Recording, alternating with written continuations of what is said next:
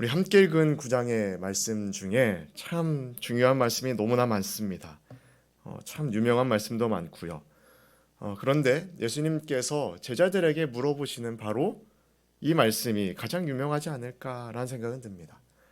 예수님께서 제자들에게 자신이 누구인지 물어보시며 세상 사람들이 어떻게 이야기하는지 물어보시죠. 제자들은 대답을 할 때 세상 사람들이 뭐 이렇게 저렇게 얘기합니다. 그러자 예수님이 다시 물어보십니다. 그러면 너희는 나를 누구라 하느냐라고 하시자 베드로가 나섭니다. 베드로가 나서서 하나님의 그리스도이십니다라고 이 누가복음에는 그렇게 기록이 되어 있습니다. 그런데 우리가 마태복음의 말씀을 더 잘 알죠. 마태복음 16장 16절에서는 어떻게 대답합니까?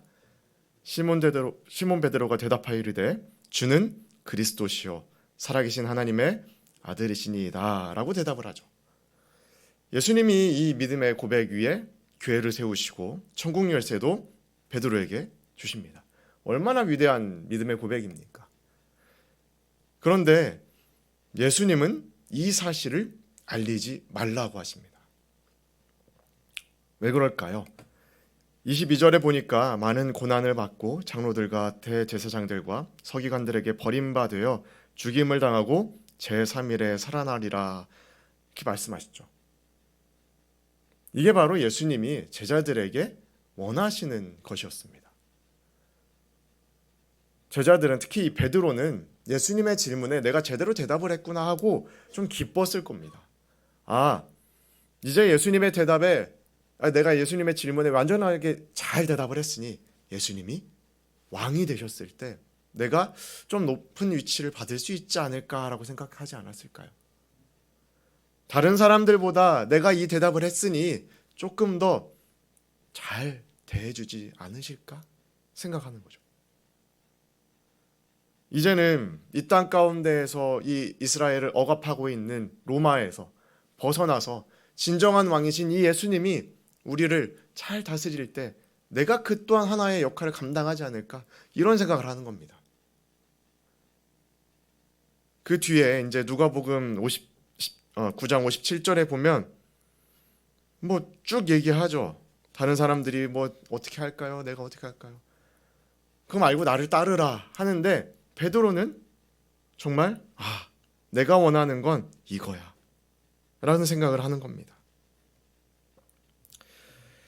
그때 예수님은 이렇게 말씀하십니다. 23절의 말씀입니다. 또 우리에게 이르시되 아무든지 나를 따라오려거든 자기를 부인하고 날마다 제 십자가를 지고 나를 따를 것이니라. 일단 베드로의 이 기대와는 조금 다릅니다. 예수님의 말씀. 다른 것이 아니라 십자가 이야기를 하시기 때문입니다. 그 전에 예수님은 자기를 부인해야 한다고 말씀을 하십니다. 지금 예수님이 영광을 얻으시면 누가 그 옆자리에 가까운 데 앉을 수 있는가에 대한 관심이 지금 많은데 그 관심에서 지금 너 스스로를 부인해라 라고 예수님은 말씀하고 계시는 거잖아요. 자신을 부인한다는 것이 단순히 무엇을 끊는 것, 나쁜 습관을 고치는 것 정도가 아닙니다. 이건 내 삶의 중심으로 살아가고 있던 나를 완벽하게 부인하는 겁니다. 그리고 예수님을 나의 삶의 중심으로 초청하는 겁니다. 내 감정과 고집, 경험과 계획이 완벽하고 옳고 좋아 보일지라도 예수님의 말씀에 순종하는 것이 완벽히 부인하는 삶을 살아가는 것입니다. 내가 주인으로 살아가는 내 삶을 부인하지 않으면 예수님이 과연 일하실 수 있는 나의 삶의 공간이 만들어져 있을까요? 내가 내 삶을 부인하지 않으면 내가 내 중심에 가득하잖아요. 예수님이 어떻게 그 가운데서 일하실 수 있겠습니까? 그래서 예수님은 오늘 우리에게 말씀하십니다. 나를 비워내야 된다. 그래야 그 가운데 예수님을 채울 수 있잖아요. 바로 그것이 예수님이 오늘 우리에게 말씀하시는 자기를 부인하는 것에 대한 의미인 거죠. 그런데 이 부인하는 것만 있는 게 아니라 날마다 자기의 십자가도 지어야 된다는 겁니다. 예수님은 십자가를 한 주에 한 번 주일날만 지라고 하시는 것은 아닙니다. 한 달에 한 번 지라고 하시는 것도 아닙니다. 우리에게 바로 날마다 자기의 십자가를 져야 된다고 하시는 겁니다. 한 주에 한 번 우리가 예배를 드리러 나왔을 때 그때만 십자가를 지면 된다는 것?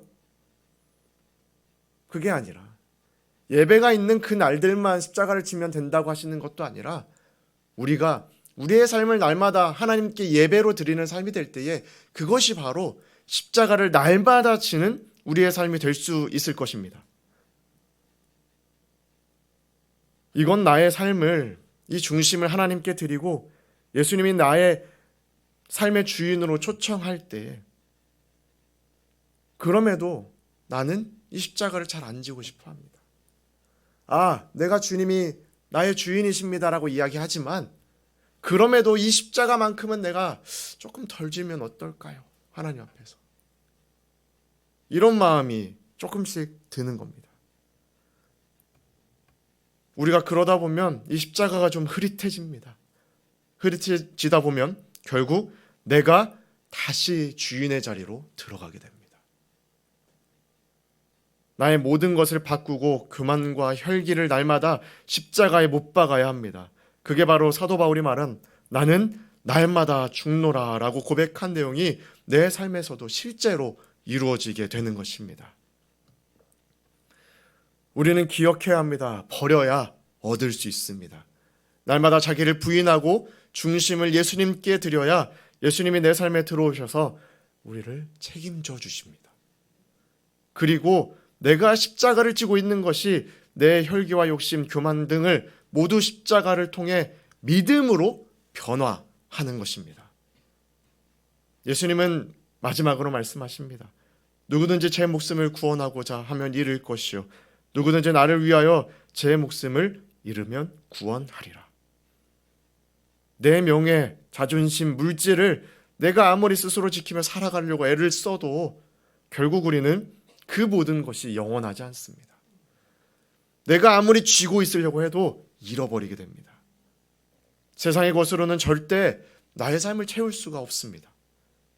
그러나 하나님으로 채운다면 나의 목숨을 위해 살아가는 것이 아니라 날마다 십자가를 지고 예수님을 따르는 삶이라면 세상이 줄 수 없는 하늘의 영광과 생명으로 가득히 채우시는 그 은혜를 경험하는 삶이 될 수 있음을 우리는 믿습니다. 사랑하는 성도 여러분, 오늘 우리는 예수님을 왜 따르고 계십니까? 여전히 십자가를 지기 전에 제자들처럼 내 병을 고치고 내 사업을 성공시키고 내 자녀가 잘 되게 해주는 정말 나를 위한 예수님, 진이와 같은 램프의 요정과 같은 그런 예수님을 바라보고 있는 것은 아닙니까? 내가 내 영광을 위해서 살아간다면 나는 영광이 아닌 고난 가운데서 살아가게 됩니다. 내가 내 삶을 아무리 마음껏 해보려고 해도 내가 원하는 결과는 얻을 수 없습니다. 그러면 이 고난이라고 말하며 더 괴로워하며 살아가게 되는 겁니다. 우리 십자가는 장식품이 아닙니다. 또 생명을 의미하는 것 더더욱 아니었습니다. 그러나 이제는 예수님이 우리를 위해 지신 이 십자가가 생명이 되었습니다. 예수님이 우리를 위해 지신 이 십자가가 나를 다시 한번 하나님 앞으로 초청하시는 귀한 길이 되셨습니다. 기독교는 십자가에서 나를 죽이고 내 안에 사시는 예수 그리스도로 다시 사는 생명의 공동체입니다. 그러면 삶의 주인을 하나님께서 인도하시는 영광의 길로 걸어갈 수 있을 것입니다. 오늘 하루 직장에서, 가정에서, 일터에서 내 혈기와 자존심이 올라올 때마다 나는 날마다 죽노라라고 고백하며 십자가를 지며 믿음으로 온전히 주 안에서 걸어가시는 저와 여러분, 오늘 하루의 삶이 되시기를 간절히 소망합니다. 하나님 감사합니다. 이 시간 우리에게 이 십자가를 지는 것에 대해서 말씀하여 주시고 우리가 있는 그 현장 가운데에서 우리가 살아가는 그 자리 가운데에서 내가 죽고 오직 예수님만 사는 삶을 결단할 수 있게 하여 주심에 감사를 드립니다. 하나님, 오늘 하루 온전히 예수님의 이 십자가를 나의 삶에 채우며 살아갈 수 있는 귀하고 복된 삶, 오늘 하루의 삶이 될 수 있도록 함께하여 주시옵소서.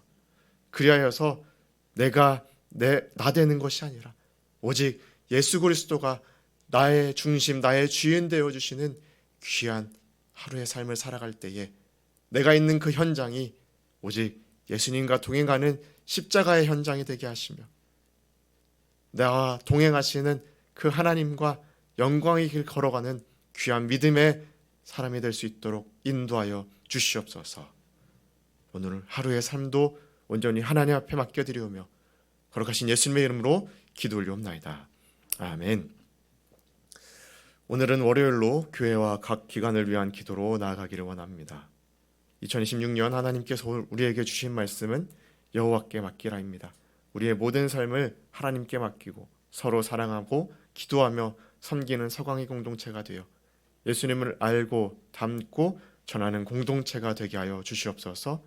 각 위원회와 협의부서들이 생명력 넘치는 사역을 하게 하시고 사역의 현장마다 선한 열매를 맺게 하여 주시옵소서. 또한 선교지와 선교사님들을 위해서 기도해 주시고 가져오신 기도의 제목을 놓고 기도하시다가 평안히 돌아가시기를 소망합니다.